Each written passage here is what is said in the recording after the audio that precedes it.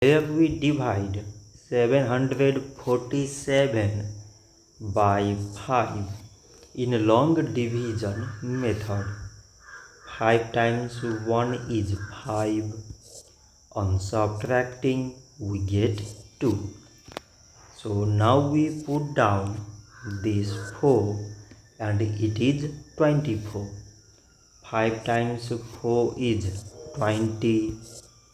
On subtracting we get 4. So again we put down this 7 and it is 47. 5 times 9 is 45. On subtracting we get 2. So now we have no any other number to put it down. So we take here decimal, so that we put 0. So it is 20 and 5 times 4 is 20.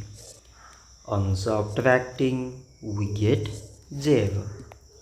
So 747 divided by 5 is 149.4. So this much for today and thanks for watching.